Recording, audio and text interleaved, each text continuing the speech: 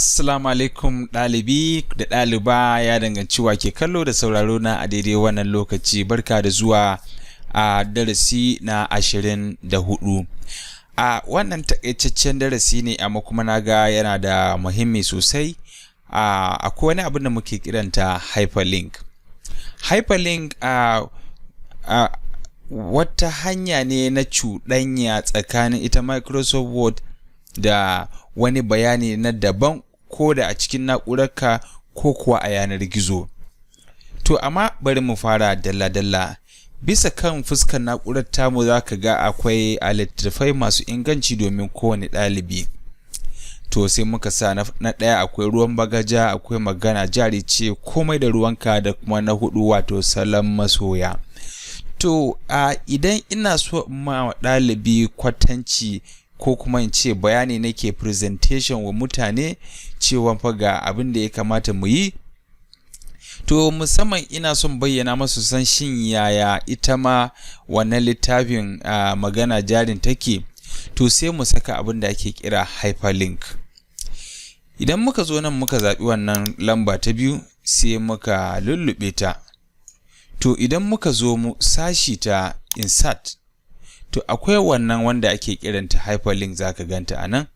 Idan na zaɓa, so sai ta ce ina ne kake so ka saka wannan abin, sai in haɗa ta dangantaka da wannan littafin wato a PDF, sai in ce OK. To shi duk kowa yake kallon abin nan zai ga ta koma wato bula kenan. To sai mu ce to idan kana so ka masu bayani domin su ga ita wannan littafin, to duk wanda ya danna control sai ya zo ya danna wannan magana jari ce, zai ga alaman wata hannu ta fito.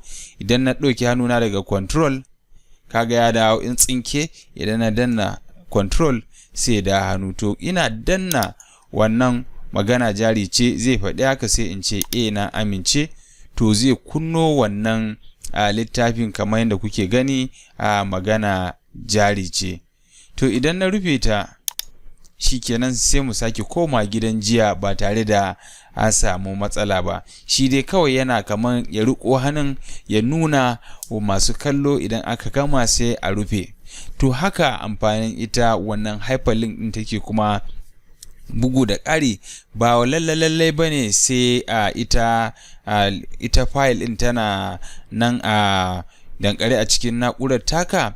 A'a, misali in ma za a samu a ce a Facebook ne, sai mu ce salon masoya. Idan ka zo sai ka zo nan inda aka ce address. Idan muka danna za mu tarar gashi nan wanda muka yi na farko ga wannan na biyu. To amma anan sai mu ce bari in cire ta a manyan harufa, sai ce www.facebook.com. to idan na ce OK, to a duk lokacin da muka danna zai ɗauke mu ya kai mu wato yanar gizo. Idan har ita na'urar tamu akwai data mun haɗa ta kenan, zai kunna wato browser mu sai kai mu har wannan shafin. Misali idan na danna control sai na zo na danna, duk da shike dai ba a haɗe da yanar gizo muke ba a yanzu, to amma in a kunne take zai kunna wannan ita browser ɗinmu sai ya haɗa mu da shi. To kaga a nan ya nuna mana cewa fa ba zai iya buɗe ba saboda ba a haɗe muke da yanar gizo ba, sai in ce na amince. To amma har in dai akwai a haka, to ba abin da zai hana ya kai wannan kwatancin zuwa wannan shafin da ke a yanar gizo. Bayan ka gama, idan ka rufe sai sake dawo da kai inda kake. To na gode, ina fatan kuma an koyi wani abu a wannan darasi.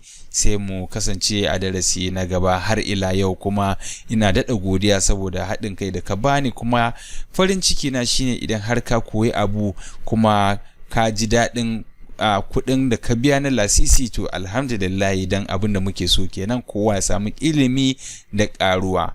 Mun gode.